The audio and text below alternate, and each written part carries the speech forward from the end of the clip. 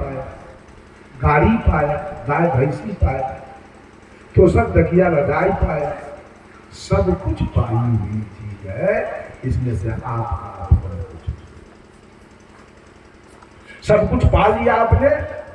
आपका उम्र अब 40 से 50 वर्ष होने जा रहा है। अब छोड़ने की बारी आ गई है। उस समय थी पाने की बारी, अब आ गई बारी छोड़ने की। अब आप अपने दादा दादी को छोड़ दें, वक्त हो जा रहा है। 50 वर्ष का आपका उम्र हो गया, अब आप माँ पिता को छोड़ दीजिए। माँ पिता छूट गए। 60 वर्ष का उम्र हो गया आपका, अब आप नौकरी छोड़ दीजिए, क्योंकि पाए थे नौकरी छोड़ दीजिए। अब 70 वर्ष का उम्र हो गया, अब पत्नी को छोड़ दीजिए, अब पत्नी आपसे छूट गई। अब 80 वर्ष का आपका उम्र हो गया, खेत आपसे छूट गया, अब खेत में जाने लायक नहीं है। 90 वर्ष का उम्र हो गया, माल मवेशी छूट गया, उसके निकट जाने लायक नहीं है। अब 90-95 हो रहा है, गाड़ी घोड़ा पर बेटा ले जाना छोड़ दिया, कहीं गाड़िए पर पैखाना कर देंगे तो गाड़ी छूट गई। अंत में आपका तोषक तकिया रजाई छूटेगा।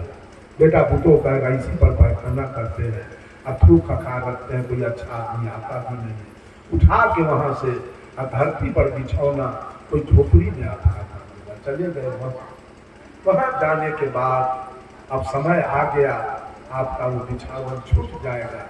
और बिछावन छूटने के बाद अंत में जिसको सबसे पहले आपने शरीर को पाया था, वो शरीर क्या है आपका यहाँ जिस पर घमंड है? क्या सब रहा आपका यहाँ? अरे नंगे आए थे, नंगे आए थे, अब मात्र चलने के समय 2 गज कफन मिला और कुछ मिला है? अब 2 गज कफन के चलते इतना चोरी, बेईमानी, दलाली, घुसखोरी, हत्या, बलात्कार, मिलावटबाजी चल रहा है। मात्र 2 गज कफन सबको मिलेगा अंत में, राजा हो या रंग हो, क्या मिलेगा अंत में? जब पूज्य गुरुदेव आचार्य श्री धर्म स्वरूप साहब जब दुनिया से चले तो उनकी गाई हुई गीत निर्गुण चल रहा था। जब शोभा यात्रा पूर्णिया में निकला तो साहेब जी के गीत चल रहा।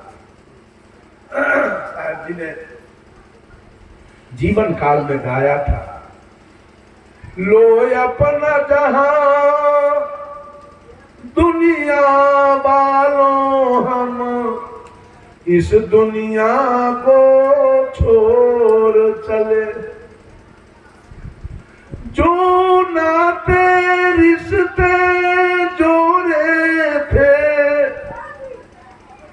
वो नाते रिश्ते तोड़ चले, लो अपना जहां दुनिया वालों हम इस दुनिया को छोड़ चले। कहते हैं कुछ सुख के नगमे देख चुके, कुछ दुख के सदमे झेल चुके। जब शरीर पकड़े तो कुछ सुख भी मिला और कुछ सुख के नगमे देख चुके, कुछ दुख के सदमे झेल चुके। तकदीर की अंधी गर्दिश ने जो खेल खिलाए खेल लिए। क्या कैसा खेल चल रहा है? अपने अपने कर्म का, उसी को तकदीर, अपने अपने कर्म का खेल सारे लोग खेल रहे हैं। कोई महिला निपुत्र है, अपने कर्म का खेल खेल रही। भगवान किसी को बेटा नहीं देता है, बाप का कर्म ले लिए जैसा करके आए। किसी को 7 को बेटा है, अपने कर्म का खेल खेल रहा है।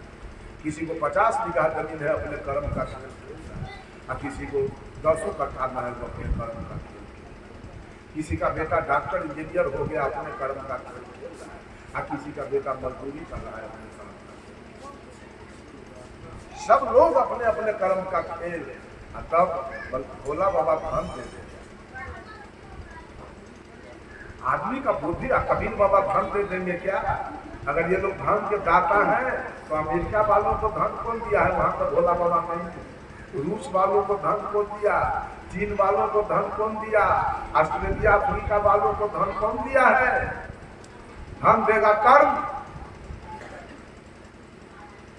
धन कोई भगवान नहीं दे सकता, इस भेद में मत रहिए। कर्म का फल सब लोग, कोई नागर है, कोई आनर है, कोई बता है, कोई गोरा है, कोई काला है, कोई विद्वान है, कोई मूर्ख है, कोई धनी है, कोई निर्धन है, सब अपने अपने कर्म का परिणाम। तकदीर की अंधी गर्दिश ने जो खेल खिलाए खेल लिए, लो अपना जहां। आज तो लोग मंदिर जाता है धनबाद में, लेकिन 66 वर्ष का मेरा उम्र हो गया, आज तक मैं मंदिर का मुंह नहीं, आज तक किसी से पूछ नहीं किया। मेरा रमाशंकर साहब को मंदिर जाते देखे हैं, अब पत्थर पानी को प्रणाम करते देखे हैं, कोई नहीं पता। तो क्या बिगड़ गया हमारा? कुछ बिगड़ गया? कुछ बिगड़ा है क्या है? आवाज मेरा बढ़िया कुछ बिगड़ गया? झूठ रोजगार, उससे क्या मन में बिगड़ने वाला है? अब तो मेरा YouTube चैनल पूरे भारत में चल रहा है, अब क्या चाहिए हमको? आप लोगों को भी कहते हैं, मैं YouTube चैनल निकालना नहीं चाह रहा था, लेकिन चैनल जो चल रहा था मेरे नाम से, लोग सब चला रहे थे, उससे कोई कोई हमारा फोन नंबर मांगता था, ये लोग देता नहीं।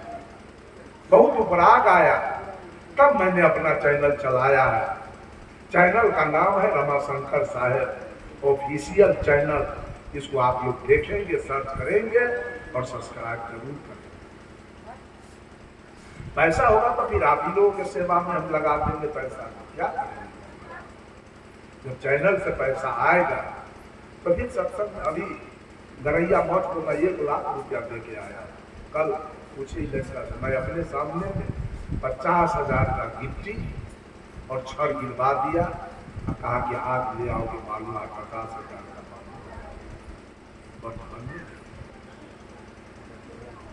बंधुओं। अब क्या चाहिए? पूरे भारत में मेरा कार्यक्रम चल रहा है, सारे लोग आदर करते हैं, तो क्या चाहिए? क्या पाना बाकी है? कभी मंदिर नहीं, अपने कर्म पर, अपने पुरुषार्थ पर। सदगुरु कबीर भाग्यवादी और भगवानवादी नहीं, साहब कबीर पुरुषार्थवादी सब थे, सबको इन्होंने जगाया। सुखिया सब संसार खाए निंद सो बल हो राम, दुखिया साहेब कबीर सबके जगा बल हो राम। साहब सदगुरु तो सबको जगाते थे, बेटा जग जा, अगर कुछ पाना है तो जग जा, सो के नहीं मिले।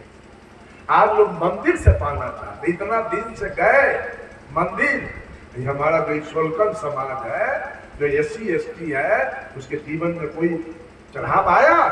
आज तक भगवान इसको कुछ दिया? बोलिए आप लोग दिया है? फोकट में सब जीवन बर्बाद कर रही है। आप बेटा बेटी के नहीं पढ़ाएगा, वो मैट ले आएगा साँझ में, और दिन मछली मारेगा, और साँझ में गोर हाथ धो के वो माइक ले आएगा, फिर जागा जागा महादेव।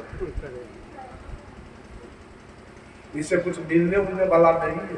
जब तक चाल नहीं सुधरेगा तब तक कुछ मिलने वाला नहीं है। किसी का चर्चा करके आप धन नहीं ले, किसी का चर्चा करके आप मुक्ति नहीं ले, किसी का चर्चा करके आप बेटा बेटी नहीं पा जाएंगे, किसी का चर्चा करके आप बिजनेस व्यापार नहीं पा जाएंगे। उसके लिए श्रम की जरूरी है, मेहनत की जरूरी है, आमदनी की जरूरी है, तब जाकर। साहब कबीर पुरुषार्थवादी संत थे, सबको इन्होंने जगाया। आज लोग भव्यवादी और भगवानवादी बनकर धन के फेर में लगा हुआ है। इतने कबीरपंथी लोग हैं, उनका भोजन भी पवित्र है, विचार भी पवित्र है, कपड़ा लत्ता भी साफ सुथरा है। कितना धन पाए हैं कबीर। कबीर के चर्चा करते करते तो बुढ़ा गए, कितना धन पाए हैं। कबीर की चर्चा करने से धन मिल जाएगा क्या? शिव चर्चा करने से धन मिल जाएगा क्या? ये सब बिल्कुल झूठ बात, इसके पीछे नहीं पड़ना चाहिए। कुछ आमदनी कीजिए, श्रम कीजिए, मेहनत कीजिए, तब कुछ आमदनी आएगी, तब आपका जीवन खुशहाल बनेगा। दूसरी कड़ी में सदगुरु कहते हैं, हर चीज तुम्हें लौटा दी है, वहां नहीं कुछ संग चले। कुछ जाएगा पर दोष न देना ये लोगों, देखो हम खाली हाथ चले। अंतिम कड़ी, वह राह अकेले कटती है, वहां नहीं कोई साथ चले। वो रास्ता कैसा होगा आपका? कोई रहेगा साथ में? जिस दिन काया से निकलिएगा तो के आपके साथ जाएगा स्मशान में? है वो रास्ता अकेले का। वह राह अकेले कटती है, वहां नहीं कोई साथ चले। उस पार न जाने क्या पाए, इस पार का सब कुछ हार चले। जहां आप है, जिस धन दौलत अटारी पर बैठे हैं, वो सब आपको हार जाना है कि जीत के जाइएगा? हार जाना है। इसी के चक्कर में रह गए तो कह रहा है उस पार न जाने क्या पाए, उस पार में हमको क्या मिलेगा इसकी कोई गारंटी नहीं। और जहां है वो सब कुछ हार गए, तब तक दिवालिया हो गया। जो जमा किए वो छूट रहा है, आगे क्या मिलेगा इसकी कोई गारंटी नहीं। तो क्या रहा आपका? दिवालिया हो गया, कुछ रहा आपका? इसलिए बंधुओं, यहाँ हम लोगों का कुछ है नहीं वास्तव में। सत्संग तो जरूर कीजिए सब लोग, सदगुरु के सानिध्य में जरूर रहिए, अपना कल्याण कीजिए, सुंदर सब समाज का निर्माण कीजिए। आज तबीयत मेरा बहुत खराब है, कल से सर्दी खांसी, नाक मुंह माथा उठा सब इतना दर्द कर रहा है कि हम बोलने लायक देते, पैर दर्द कर रहा है, बैठ नहीं पाते हैं हम सही से। कल का कार्यक्रम फिर मुजफ्फरपुर से आगे मोतीपुर स्टेशन के निकट है। कल का कार्यक्रम सवेरे यहाँ से जाना होगा। अच्छा, तो मैं कह रहा था सब लोग सत्संग कीजिए। सत्संग है क्या? जब सत्संग पर विचार करें। सबसे पहले मैं ये बात जानना चाहता हूँ आप लोगों से कि हर पंथ में जहाँ जाइए वहाँ एक बार बंदगी होती है, नमस्कार, प्रणाम, नमस्ते, दंडवत, सलाम वालेकुम, जय हिंद, जय भारत, जय हरि, हरिओम, या good morning, good evening, good night. Kabir Panth में 3 बंदगी क्यों? इस पर कभी विचार किए? इस पर कभी विचार हुआ? इसलिए वही जो 3 दुख बताए थे, 3 प्रकार के दुख में आप पड़े, उससे भी बचना है। और 3 गुण है, रजोगुण, तमोगुण, सतोगुण, उससे बचना है। काम क्रोध लोभ से बचना है, इंगला पिंगला सुख मना से बचना है, गंगा जमुना सरस्वती से बचना है, और 3 पाप कर्म है उससे भी। पाप कर्म 3 क्या है? एक पाप है मन से, दूसरा पाप है वचन से, और तीसरा पाप है कर्म से। मन का 3 पाप है, ईर्ष्या, द्वेष और अहंकार।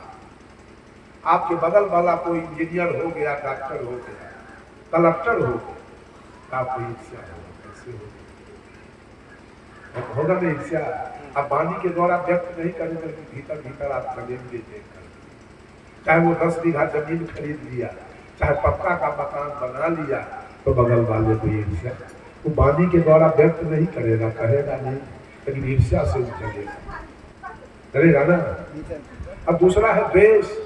आपका दुश्मन कोई गांव में है, उससे आपका हमेशा द्वेष रहेगा, मर जाए, इसका बेटा मर जाए, इसकी नौकरी छूट जाए, इसकी भैंस मर जाए, इसका जमीन बिका जाए। ये भी आप मन में छिपा, 3 पाप मनुष्य मन में छिपा कर रखता है, ईर्ष्या, द्वेष और अहंकार। अहंकार है आपके मन में कि हमारे जैसा धनवान कौन है, विद्वान कौन है, बुद्धिमान कौन है, बलवान कौन है। ये भी लोग वाणी के द्वारा व्यक्त नहीं करते हैं, छिपा के।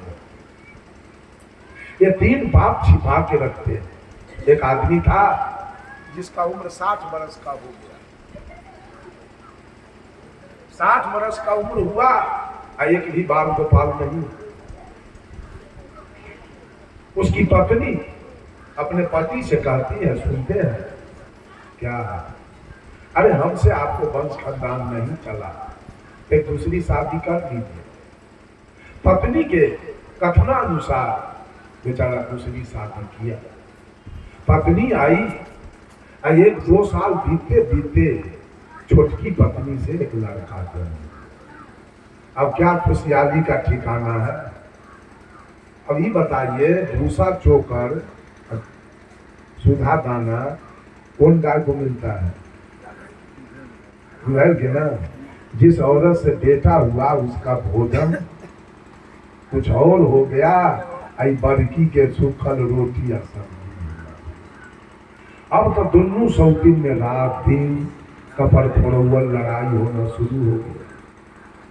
बरकी के मन में था कि बेटे के लेके इसका मान सम्मान बढ़ गया, हे भगवान, इसका बेटा अगर मर जाता तो हमारा इसका मान, वाणी के द्वारा व्यक्त न करे, मन में रखे कि इसका बेटा जो मर जाता तो हमारा इसका मान सम्मान बराबर हो। तब बराबर नहीं झगड़ा लड़ाई होगा तो वहां कुछ न कुछ दुर्घटना होना है। कबीर साहब कहते हैं, झगड़ा मिट ही बलाई है, झगड़ा बुरी बलाए, अब दुख उपजे चिंता बढ़े, झगड़ा में घर जाए। रात दिन कलह होते होते संजोग देखिए उस लड़का को अवसर साहब। लड़का तब तक 2-3-4 साल के हो गया था, अवसर सांप काट लिया। लड़का मृत्यु सज्जा पर पड़ा है, झाड़ने वाले लोग झाड़ रहे हैं, डॉक्टर लोग दवा कर रहे हैं, अभी लड़का का सांस चल रहा है। पूरे गांव के औरत मर्द रो रहा है, ये दोनों प्राणी अपने रो रहा है। अब बड़की दुनिया भर में बैठ के हंस रही थी। अब हमारा इसका मान सम्मान बराबर होगा, छौरा मारा। लेकिन सोच रही है कि पूरे गांव के औरत मर्द रो रहा है, हमारी सौतीन रो रही है, हमारा दूल्हा रो रहा है, हम नहीं रोएंगे तो गांव के औरत हमको रास्तों नहीं चल रही। क्या हो रहा है कि छौरा मर जाए से ठीक है, अपन हम लोग काम का आदमी बनाना। ये ईर्ष्या आप क्या कह रही है, आगे माइया ये अधसर होए तई त मरबे करतई, ढोढ़ा न होई गे माइया। अवसर होते करते तो छौड़ा मरबे करते, कहीं ढोड़बान हो छौड़ा कहीं की न। ये ईर्ष्या, ये मनुष्य अपने हृदय में छिपा के रखता है ईर्ष्या, द्वेष और अहंकार।